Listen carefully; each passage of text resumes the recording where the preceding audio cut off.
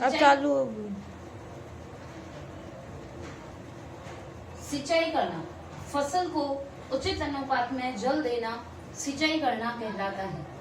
अर्थात पौधे को कितनी मात्रा में जल की आवश्यकता है, उसे जो है हर एक पौधे के लिए जल की मात्रा अलग अलग होती है और उसे अलग अलग जो है जल पिलाने की जरूरत रहती है। इसकी दो विधियां हैं, एक पारंपरिक विधि और दूसरी आधुनिक विधि।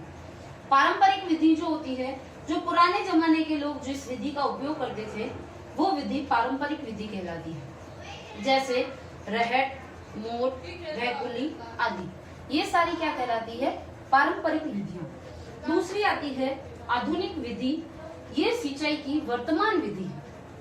इसके अंदर वर्तमान समय में अब आधुनिक विधि और पारंपरिक विधि में फर्क क्या है, इसका उपयोग क्यों किया जाता है, ताकि इससे जो है समय का कम से कम समय का उपयोग हो, मनुष्य जो है वो आसानी से सारे पौधों को पानी दे सके। यह भी दो प्रकार की होती है, पहली है छिड़काव विधि और दूसरी है बूंद बूंद सिंचाई विधि। सिंचाई की आधुनिक विधि में पहली विधि है छिड़काव विधि। इस विधि को फव्वारा विधि के नाम से भी जाना जाता है।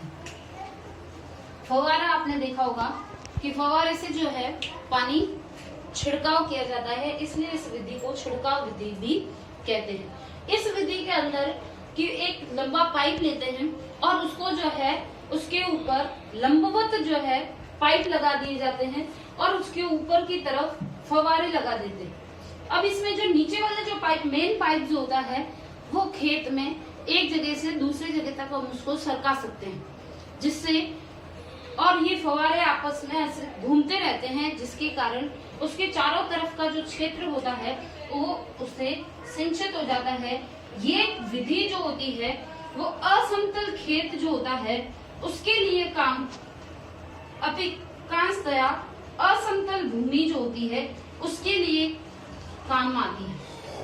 असमतल भूमि है अर्थात कि कहीं जो है खेत के अंदर धोरा आ गया या कहीं जो है वो थोड़ी सी ढलान आ गई, तो ऐसी भूमि के लिए जो है इस छिड़काव विधि का उपयोग किया जाता है। अब आती है दूसरी विधि है बूंद बूंद सिंचाई विधि। इसको दूसरा नाम है इसका ड्रिप तंत्र। ड्रिप का मतलब होता है बूंद। आप लोगों ने देखा हॉस्पिटल के अंदर ड्रिप चढ़ाते हैं तो बूंद बूंद करके ग्लूकोज हमारे शरीर में पहुंचता है। वैसे ही इस विधि के अंदर भी जो है खेत को छोटी छोटी क्यारियों में बांट दिया जाता है। क्यारी का मतलब होता है खेत को छोटे टुकड़ों में बांटना।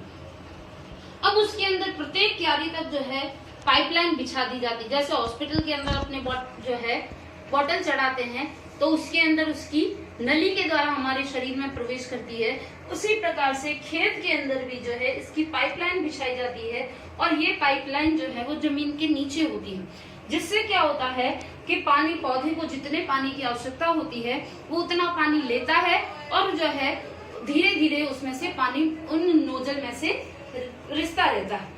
ये जो है समतल भूमि के लिए उपयोगी होती है। इसके अंदर जल की जो है हानि कम से कम होती है।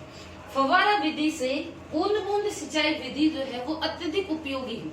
अब फव्वारे चल रहे हैं, उसके अंदर जो है तेज हवा आ गई या जो है खेत के पास जो किनारे वाली भूमि होती है उसके अंदर अगर सिंचाई करनी है तो उसके आसपास भी पानी जो है उस खेत से बाहर भी चला जाता है, जिससे पानी जो है वो उसका वेस्टेज हो जाता है, वो खराब हो जाता है। लेकिन बूंद बूंद सिंचाई के अंदर पानी जो है उस वेस्टेज कम होता है और वो आसानी से जो है पौधे की जितनी मात्रा में आवश्यकता होती है उतना वो पानी आसानी से ले लेता है।